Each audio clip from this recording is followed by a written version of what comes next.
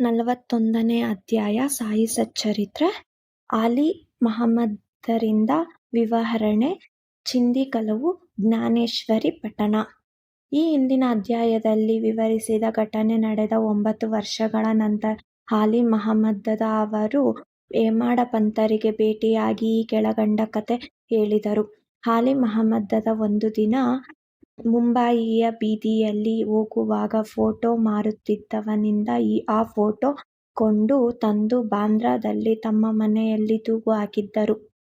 ಬಾಬಾ ಅವರನ್ನು ಬಹುವಾಗಿ ಪ್ರೀತಿಸುತ್ತಿದ್ದುದರಿಂದ ನಿತ್ಯವೂ ಆ ಫೋಟೋದ ಮೂಲಕ ಅವರನ್ನು ಪೂಜಿಸುತ್ತಿದ್ದರು. ಈ ಫೋಟೋ ಅವರು ಹೇಮಾಡ ಪಂತರಿಗೆ ಕೊಡುವ 3 ತಿಂಗಳ ಮುಂಚೆ ಅವರು ಕಾಲು ಊದಿಕೊಂಡು ಬಹಳ ನರಳುತ್ತಿದ್ದರು. ಶಸ್ತ್ರಚಿಕಿತ್ಸೆಯ ನಂತರ ಅವರ ಭಾವ ಫೀರಾಬಾಯಿ ನೂರ್ ಅಹಮದ್ ಅವರ ಮನೆಯಲ್ಲಿ ವಿಶ್ರಾಂತಿ ಪಡೆಯುತ್ತಿದ್ದರು. 3 ತಿಂಗಳ ಕಾಲ ಅವರ ಮನೆಯ ಬಾಗಿಲಿಗೆ ಬೀಗ ಹಾಕಿತ್ತು. ಯಾರೂ ವಾಸವಿರಲಿಲ್ಲ. ಆ ಮನೆಯಲ್ಲಿ ಬಾಬಾ ಅಬ್ದುಲ್ ಹರಿಮಾನ, ಮೌಲಾನಾ ಸಾಹಬ, ಮಹಮ್ಮದ್ ಹುಸೇನ್ ಸಾಯಿಬಾಬಾ ಮತ್ತು ತಾಜುದ್ದೀನ್ ಬಾಬಾ ಅಲ್ಲದೆ ಇತರೆ ಕೆಲವು ಸಂತರ ಫೋಟೋಗಳಿದ್ದವು. ಕಾಲಚಕ್ರದ ಸುಳಿ ಇವುಗಳನ್ನು ಸಹ ಬಿಡಲಿಲ್ಲ. ಆದರೆ ಬಾಬಾ ಅವರ ಫೋಟೋ ಹೇಗೆ ಪಾರಾಯಿತು ಎಂಬುದನ್ನು ಇಲ್ಲಿಯ ತನಕ ಯಾರೂ ವಿವರಿಸಿರಲಿಲ್ಲ. ಅದು ಅವರ ಅಂತರ್ಯಾಮಿತ್ವ ಮತ್ತು ಸರ್ವಜ್ಞತ್ವವನ್ನು ಸೂಚಿಸುತ್ತದೆ. ಅವರು ಮಹಮ್ಮದ್ ಹುಸೇನ್ ಥಾರಿಯಾ ಎಂಬವರಿಂದ ಅಬ್ದುಲ್ ರಹೀಮನ ಅವರ ಫೋಟೋ ಪಡೆದಿದ್ದರು. ಅದನ್ನು ಅವರ ಭಾವನವರಿಗೆ ಕೊಟ್ಟರು. ನೂರ್ ಅಹಮದ್ ಫೀರಾಬಾಯಿಯವರು ಅದನ್ನು ತಮ್ಮ ಮೇಜಿನ ಒಳಗೆ 8 ವರ್ಷಗಳ ಕಾಲ ಇಟ್ಟಿದ್ದರು. ಒಂದು ಸಾರಿ ಅವರು ಅದನ್ನು ನೋಡಿ ಛಾಯಾಗ್ರಾಹಕರಲ್ಲಿ ತೆಗೆದುಕೊಂಡು ಹೋಗಿ ಅದರ 106 ಪ್ರತಿಗಳನ್ನು ಮಾಡಿಸಿ ತಮ್ಮ ಬಂಧು ಬಳಗದವರೆಲ್ಲರಿಗೂ ಹಂಚಿದರು. ನೂರ್ ಮಹಮ್ಮದ್ ಸಂತ ಅಬ್ದುಲ್ ರಹೀಮನ ಅವರ ಶಿಷ್ಯರಾಗಿದ್ದರು. ಒಂದು ದಿನ ಅವರು ತಮ್ಮ ಗುರುಗಳಿಗೆ ಅದರ ಪ್ರತಿಯೊಂದನ್ನು ಕೊಡಲು ಹೋದಾಗ ಅವರು ಕೋಪಗೊಂಡು ಅವರನ್ನು ಹೊಡೆಯಲು ಬಂದರು. ಆಗ ನೂರ್ ಮಹಮ್ಮದ್ ಅವರಿಗೆ ಇಷ್ಟೊಂದು ಹಣ ಖರ್ಚು ಮಾಡಿ ಗುರುವಿನ ಕೋಪಕ್ಕೆ ಪಾತ್ರನಾದೆ ಎಂದು ವ್ಯಥೆವಾಯಿತು. ಅವರು ಗುರುಗಳು ವಿಗ್ರಹ ಆರಾಧಕರಲ್ಲದಿದ್ದುದರಿಂದ ಅವುಗಳನ್ನು ಕೂಡಲೇ ಒಂದು ದೋಣಿಯಲ್ಲಿ ತೆಗೆದುಕೊಂಡು ಹೋಗಿ ನಡು ಸಮುದ್ರದಲ್ಲಿ ಮುಳುಗಿಸಿದರು. ತಮ್ಮ ಬಂಧು ಬಳಗ ಮತ್ತು ಶಿಷ್ಯರೆಲ್ಲರೂ ಆ ಪ್ರತಿಗಳನ್ನು ತರಿಸಿ ಒಬ್ಬ ಮೀನುಗಾರನ ಕೈಗೆ ಕೊಟ್ಟು ಸಮುದ್ರದಲ್ಲಿ ಮುಳುಗಿಸಲು ಹೇಳಿದರು. ಆ ಸಮಯದಲ್ಲಿ ಆಲಿ ಮಹಮ್ಮದ್ ಅವರ ಭಾವನವರಾದ ನೂರ್ ಮಹಮ್ಮದ್ ಅವರ ಮನೆಯಲ್ಲಿದ್ದರು. ಆಲಿ ಮಹಮ್ಮದ್ ಎಲ್ಲ ಫೋಟೋಗಳನ್ನು ಒಗೆದು ಬಿಟ್ಟರೆ ಕಷ್ಟಗಳು ಪರಿಹಾರವಾಗುತ್ತವೆಂದು ಕೇಳಿ ತಮ್ಮ ಮ್ಯಾನೇಜರನ್ನು ಕಳಿಸಿ ಬಾಂದ್ರಾದಲ್ಲಿ ತಮ್ಮ ಮನೆಯಲ್ಲಿದ್ದ ಎಲ್ಲ ಫೋಟೋಗಳನ್ನು ಸಮುದ್ರದಲ್ಲಿ ಚೆಲ್ಲಿದರು. ಆದರೆ 2 ತಿಂಗಳ ನಂತರ ಆಲಿ ಮಹಮ್ಮದ್ ಅವರು ತಮ್ಮ ಮನೆಗೆ ಹಿಂತಿರುಗಿದಾಗ ಬಾಬಾ ಅವರ ಫೋಟೋ ಮಾತ್ರ ಉಳಿದಿದ್ದನ್ನು ಕಂಡು ಆಶ್ಚರ್ಯಗೊಂಡರು. ಎಲ್ಲ ಫೋಟೋಗಳನ್ನು ತೆಗೆದುಕೊಂಡು ಹೋದ ಮ್ಯಾನೇಜರ್ ಬಾಬಾ ಅವರ ಫೋಟೋ ಅಷ್ಟೇ ಹೇಗೆ ಬಿಟ್ಟು ಹೋದರು ಎಂಬುದು ಅವರಿಗೆ ತಿಳಿಯಲೇ ಇಲ್ಲ.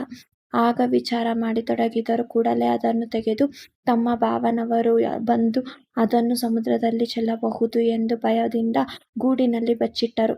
ಮುಂದೆ ಏನು ಮಾಡಬೇಕೆಂದು ಯೋಚಿಸುತ್ತಿರುವಲ್ಲಿ ಬಾಬಾ ಅವರೇ ಬಂದು ಮೌಲಾನಾ ಇಸ್ಮು ಮುಜಾವರ ಅವರಲ್ಲಿಗೆ ಹೋಗಿ ಪರಿಹಾರ ಪಡೆ ಎಂದು ಸೂಚಿಸಿದಂತಾಯಿತು. ಕೂಡಲೇ ಅವರಲ್ಲಿಗೆ ಧಾವಿಸಿದರು. ಮೌಲಾನಾ ಮುಜಾವರ ಅವರು ಆ ಫೋಟೋದ ದಾಂಬೋಲಕರ ಹೇಮಾಡ ಪಂತ ಅವರಿಗೆ ಕೊಟ್ಟರೆ ಸರಿಯಾಗಿ ಕಾಪಾಡುತ್ತಾರೆ ಎಂದು ತಿಳಿಸಿದ್ದರಿಂದ ಅದನ್ನು ಹೇಮಾಡ ಪಂತರ ಕಡೆಗೆ ಹೋಳಿ ಹುಣ್ಣಿಮೆಯ ದಿನ ತಂದು ಕೊಟ್ಟರು. ಈ ಕೆಳಕಂಡ ಕಥೆಯು ಆಧ್ಯಾತ್ಮಿಕ ವಿಚಾರಗಳಲ್ಲಿ ಆಸಕ್ತರಾಗಿದ್ದ ಭಕ್ತರನ್ನು ಬಾಬಾ ಹೇಗೆ ಕಾಣುತ್ತಿದ್ದರು ಮತ್ತು ಅವರ ಕಷ್ಟಗಳನ್ನು ಹೇಗೆ ನಿವಾರಿಸುತ್ತಿದ್ದರು ಎಂಬುದನ್ನು ತಿಳಿಸುತ್ತದೆ. ಚಿಂದಿ ಕಳವು ಜ್ಞಾನೇಶ್ವರಿ ಪಠಣ ಒಂದು ಸಾರಿ ದಹಾನುವಿನ ಮಾಮಲೆದಾರರಾದ ಬಾಳಾಸಾಹೇಬ ದೇವ ಅವರಿಗೆ ಇತರ ಧಾರ್ಮಿಕ ಗ್ರಂಥಗಳ ಜೊತೆಗೆ ಜ್ಞಾನೇಶ್ವರಿಯನ್ನು ಪಠಿಸಬೇಕೆಂದು ಎನಿಸಿತು. ಅವರಿಗೆ ಪ್ರತಿದಿನವೂ ಭಗವದ್ಗೀತೆಯ ಒಂದು ಭಾಗವನ್ನು ಮತ್ತು ಇತರ ಗ್ರಂಥಗಳ ಕೆಲವು ಭಾಗವನ್ನು ಓದಲು ಸಾಧ್ಯವಾಗಿತ್ತು. ಆದರೆ ಜ್ಞಾನೇಶ್ವರಿಯನ್ನು ಮುಟ್ಟಿದರೆ ಅನೇಕ ತೊಂದರೆಗಳು ಬಂದು ಅದನ್ನು ಓದಲಾಗುತ್ತಲೇ ಇರಲಿಲ್ಲ. 3 ತಿಂಗಳು ರಜಾ ಪಡೆದು ಶಿರ್ಡಿಗೆ ಬಂದರು. ನಂತರ ತಮ್ಮ ಊರಿಗೆ ಹಿಂತಿರುಗಿದರು. ಆಗಲೂ ಜ್ಞಾನೇಶ್ವರಿಯನ್ನು ಓದುವುದಕ್ಕೆ ಅಡ್ಡಿ ಆತಂಕಗಳು ಒದಗಿ ಅವರನ್ನು ನಿರಾಶರನ್ನಾಗಿ ಮಾಡಿದವು. ಕೊನೆಗೆ ಅವರು ಬಾಬಾ ಅವರೇ ಆ ಪುಸ್ತಕವನ್ನು ಓದು ಎಂದು ಹೇಳುವ ತನಕ ಜ್ಞಾನೇಶ್ವರಿಯನ್ನು ಮುಟ್ಟುವುದಿಲ್ಲ ಎಂದು ದೃಢ ಸಂಕಲ್ಪ ಮಾಡಿದರು. ನಂತರ ಫೆಬ್ರವರಿ 1914ರಲ್ಲಿ ಕುಟುಂಬ ಸಮೇತ ಶಿರ್ಡಿಗೆ ಬಂದರು. ಆಗ ಬಾಪು ಸಾಹೇಬ ಜೋಗ, ಏನು ಸ್ವಾಮಿ, ನೀವು ಪ್ರತಿದಿನ ಜ್ಞಾನೇಶ್ವರಿಯನ್ನು ಓದುತ್ತಿಲ್ಲವೇ ಎಂದು ದೇವ ಅವರಿಗೆ ಕೇಳಿದರು. ಜ್ಞಾನೇಶ್ವರಿ ಓದಲು ನನಗೆ ಬಹಳ ಇಷ್ಟ, ಆದರೆ ಇನ್ನೂವರೆಗೂ ಅದು ಸಾಧ್ಯವಾಗಲಿಲ್ಲ.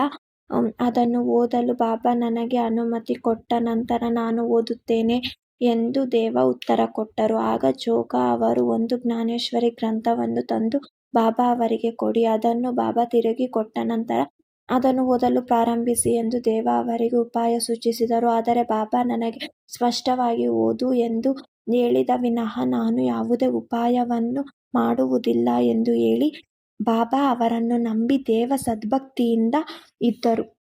ನಂತರ ದೇವ ಅವರು ಬಾಬಾ ಅವರ ದರ್ಶನ ತೆಗೆದುಕೊಂಡು ನಮಸ್ಕಾರ ಮಾಡಿ ₹1 ದಕ್ಷಿಣೆ ಕೊಟ್ಟರು. ಬಾಬಾ ಅವರು ₹20 ಕೇಳಿದರು, ಅದನ್ನು ಕೊಟ್ಟರು. ನಂತರ ಆ ರಾತ್ರಿ ಬಾಲಕರಾಮ ಅವರನ್ನು ಸಂಧಿಸಿ ಕುತೂಹಲದಿಂದ ಅವರು ಹೇಗೆ ಬಾಬಾ ಅವರ ಅನುಗ್ರಹವನ್ನು ಸಂಪಾದಿಸಿದರೆಂದು ಕೇಳಲು ಅವರು ಮರುದಿನ ಆರತಿ ನಂತರ ಎಲ್ಲವನ್ನೂ ವಿವರವಾಗಿ ತಿಳಿಸುವೆನೆಂದರು. ಮರುದಿನ ದೇವ ಪುನಃ ಬಾಬಾ ಅವರ ದರ್ಶನಕ್ಕೆ ಹೋದಾಗ ಅವರು ₹20 ದಕ್ಷಿಣೆ ಕೇಳಿದರು. ದೇವ ಅವರು ಪುನಃ ಮನಃಪೂರ್ವಕವಾಗಿ ದಕ್ಷಿಣೆ ಕೊಟ್ಟರು. ಮಸೀದಿಯಲ್ಲಿ ಬಹಳ ಜನ ನೆರೆದಿದ್ದುದರಿಂದ ದೇವ ಅವರು ಒಂದು ಕಡೆ ಕುಳಿತರು. ಬಾಬಾ ಅವರು ಅವರನ್ನು ಹತ್ತಿರ ಕರೆದು ಶಾಂತರಾಗಿ ಸುಮ್ಮನೆ ಕುಳಿತಿರಲು ಹೇಳಿದರು. ಅದರಂತೆ ದೇವ ಅವರು ನಡೆದುಕೊಂಡರು. ಆರತಿಯಾದ ನಂತರ ಎಲ್ಲರೂ ಹೊರಟರು. ನಂತರ ದೇವ ಅವರು ಪುನಃ ಬಾಲಕರಾಮ ಅವರನ್ನು ಸಂಧಿಸಿ ಪುನಃ ವಿಚಾರ ಮಾಡಿದರು.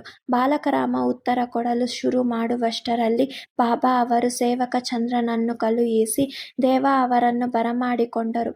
ಆಗ ಬಾಬಾ ಅವರು ಯಾವ ವಿಚಾರ ಚರ್ಚಿಸುತ್ತಿದ್ದಿ ಎಂದು ಕೇಳಲು ಬಾಲಕರಾಮನೊಡನೆ ಮಾತನಾಡುತ್ತಿದ್ದು ತಮ್ಮ ಕೀರ್ತಿಯನ್ನು ಕೇಳುತ್ತಿದ್ದೆ ಎಂದರು. ಬಾಬಾ ಅವರು ಪುನಃ ₹25 ದಕ್ಷಿಣೆ ಕೇಳಿದರು. ಅದನ್ನು ದೇವ ಕೊಟ್ಟರು. ನಂತರ ಬಾಬಾ ದೇವ ಅವರನ್ನು ಒಳಗೆ ಕರೆದುಕೊಂಡು ಹೋಗಿ, ನನ್ನ ಚಿಂದಿಯನ್ನು ನನಗೆ ಗೊತ್ತಿಲ್ಲದಂತೆ ಕಳವು ಮಾಡಿರುವೆಯಾ ಎಂದು ಆರೋಪಿಸುತ್ತಿದ್ದರು. ದೇವ ತಾವು ಕಳವು ಮಾಡಿಲ್ಲ ಎಂದರು. ಬಾಬಾ ಅವರು ಮತ್ತೊಮ್ಮೆ ಹುಡುಕುವಂತೆ ಹೇಳಿದರು. ಅವರು ಪುನಃ ಹುಡುಕಿದರೂ ಸಿಗಲಿಲ್ಲ. ಆಗ ಬಾಬಾ ಅವರು ಕೋಪಗೊಂಡು, ಇಲ್ಲಿ ಯಾರೂ ಇಲ್ಲ, ನೀನೇ ಕಳ್ಳ, ಇಷ್ಟೊಂದು ವಯಸ್ಸಾಗಿದೆ, ತಲೆ ಕೂದಲೆಲ್ಲ ಬೆಳ್ಳಗಾಗಿವೆ, ಕದಿಯ ಲೋಸುಗ, ಇಲ್ಲಿ ಬಂದೆಯಾ ಎಂದರು. ಇದಾದ ನಂತರ ಬಾಬಾ ಕೋಪದಿಂದ ತೆಗಳಲಾರಂಭಿಸಿದರು. ಸುಮಾರು 1 ಗಂಟೆಯ ನಂತರ ಅವರು ದೇವ ಅವರನ್ನು ವಾಡಕ್ಕೆ ಹೋಗಲು ಹೇಳಿದರು. ಅವರು ವಾಡಕ್ಕೆ ಹಿಂತಿರುಗಿ ನಡೆದ ಎಲ್ಲ ಸಂಗತಿಯನ್ನು ಜೋಗ ಮತ್ತು ಬಾಲಕರಾಮ ಅವರಿಗೆ ತಿಳಿಸಿದರು. ಮಧ್ಯಾಹ್ನ ಬಾಬಾ ಅವರು ಎಲ್ಲರನ್ನೂ ಬರಮಾಡಿಕೊಂಡು, ನನ್ನ ಮಾತುಗಳು ಆ ಮುದುಕನಿಗೆ ನೋವನ್ನುಂಟು ಮಾಡಿರಬಹುದು, ಅವನೇ ಕಳ್ಳನಾದುದರಿಂದ ಎದುರಾಗಿ ಒಂದು ಮಾತನ್ನು ಸಹ ಆಡಲಿಲ್ಲ ಎಂದರು. ಪುನಃ ದೇವ ಅವರಿಂದ ₹12 ದಕ್ಷಿಣೆ ಕೇಳಿದರು. ದೇವ ಅವರು ದಕ್ಷಿಣೆ ಬೇರೆಯವರ ಕಡೆಯಿಂದ ಸಂಗ್ರಹಿಸಿ ಕೊಟ್ಟರು. ನಮಸ್ಕಾರ ಮಾಡಿ ಅವರ ಮುಂದೆ ಕುಳಿತರು. ಆಗ ಅವರು, ನೀನು ಈಗ ಏನು ಮಾಡುತ್ತಿದ್ದಿ ಎಂದು ಕೇಳಲು ದೇವ ಅವರು ಏನೂ ಇಲ್ಲ ಎಂದು ಉತ್ತರವಿತ್ತರು. ಆಗ ಬಾಬಾ ಅವರು ವಾಡದಲ್ಲಿ ಕುಳಿತು, ಇಂದಿನಿಂದ ಪ್ರತಿದಿನವೂ ಜ್ಞಾನೇಶ್ವರಿಯನ್ನು ಪಠಿಸುವಾಗ ಭಕ್ತಿ ಮತ್ತು ಶ್ರದ್ಧೆಯಿಂದ ಅದರ ಅರ್ಥವನ್ನು ಬೇರೆಯವರಿಗೆ ಹೇಳು. ನಾನು ಇಲ್ಲಿ ಕುಳಿತು ನಿನಗೆ ಜಾರತಾರಿ ಶಲ್ಯ ಬಹುಮಾನ ಕೊಡಬೇಕೆಂದಿರುವಾಗ ನೀನು ಇತರರ ಬಟ್ಟೆಯನ್ನೇಕೆ ಕದಿಯಬೇಕು, ಈ ಚೋರತನವೇಕೆ ಎಂದರು. ಇದನ್ನು ಕೇಳಿದ ದೇವ ಪರಮಾನಂದದಿಂದ ಬಾಬಾ ಅವರಿಗೆ ಸಾಷ್ಟಾಂಗ ನಮಸ್ಕಾರ ಮಾಡಿ, ನನ್ನನ್ನು ನಿಮ್ಮ ಮಗನೆಂದು ಭಾವಿಸಿ ಜ್ಞಾನೇಶ್ವರಿ ಪಠದಲ್ಲಿ ನೆರವಾಗಬೇಕು ಎಂದು ಬೇಡಿದರು. ಆಗ ಅವರಿಗೆ ಬಾಬಾ ಅವರು ಹೇಳಿದ ಚಿಂದಿ ಕಳ್ಳತನ ಎಂಬುದರ ಅರ್ಥವಾಯಿತು. ಬಾಲಕರಾಮ ಅವರಲ್ಲಿ ದೇವ ವಿಚಾರಿಸಿದುದೇ ಚಿಂದಿ ಕಳವು. ಬಾಬಾ ಅವರಿಗೆ ಈ ನಡತೆ ಹಿಡಿಸಲಿಲ್ಲ. ಅವರು ಎಲ್ಲ ಪ್ರಶ್ನೆಗಳಿಗೂ ಉತ್ತರ ಕೊಡಲು ಸಿದ್ಧರಿರುವಾಗ ಬೇರೊಬ್ಬರಲ್ಲಿ ವಿಚಾರಿಸುವುದು ಅನಾವಶ್ಯಕ. ಆದುದರಿಂದಲೇ ಅವರು ಕೋಪಗೊಂಡದ್ದು.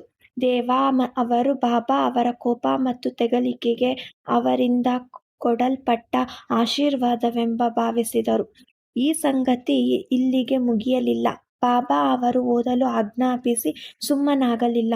1 ವರ್ಷದೊಳಗೆ ದೇವಾ ಅವರಲ್ಲಿಗೆ ಹೋಗಿ ಅದರ ಪ್ರಗತಿಯ ಬಗ್ಗೆ ವಿಚಾರಿಸಿದರು. 1914 ಏಪ್ರಿಲ್ 2ನೇ ದಿನ ಗುರುವಾರ ಬೆಳಗಿನ ಜಾವದಲ್ಲಿ ಕನಸಿನಲ್ಲಿ ದರ್ಶನವಿತ್ತು. ಪೋತಿ ಜ್ಞಾನೇಶ್ವರಿ ಅರ್ಥವಾಯಿತೆ ಎಂದು ಕೇಳಿದರು. ದೇವಾ ಅವರು ಇಲ್ಲ ಎಂದರು. ಆಗ ಅವರು ಹಾಗಾದರೆ ಎಂದು ಅರ್ಥ ಮಾಡಿಕೊಳ್ಳುವೆ ಎಂದು ಕೇಳಿದರು. ದೇವಾ ಅವರು ಅಳುತ್ತಾ, ನಿಮ್ಮ ಅನುಗ್ರಹವಿಲ್ಲದೆ ಯಾವುದೂ ಸಾಧ್ಯವಾಗುವುದಿಲ್ಲ, ಇದು ಸತ್ಯ ಎಂದರು. ಆಗ ಬಾಬಾ ಅವರು, ನೀನು ಓದುವಾಗ ಬಹಳ ಅವಸರದಿಂದ ಓದಿದ್ದೀ, ಈಗ ನನ್ನ ಸಮ್ಮುಖದಲ್ಲಿ ಓದು ಎನ್ನಲು ದೇವಾ ಯಾವುದನ್ನು ಓದಲಿ ಎಂದು ಕೇಳಲು ಬಾಬಾ ಅವರು ಆಧ್ಯಾತ್ಮವನ್ನು ಓದು ಎಂದರು. ದೇವ ಪುಸ್ತಕ ತರಲು ಹೊರಟರು. ಅಷ್ಟರಲ್ಲಿ ಎಚ್ಚರವಾಯಿತು. ಇದರಿಂದ ದೇವಾ ಅವರಿಗೆ ಆದ ಸಂತೋಷವನ್ನು ವಾಚಕರೇ ಊಹಿಸಬಹುದು. ಶ್ರೀ ಸಾಯಿ ಪ್ರಣಾಮ.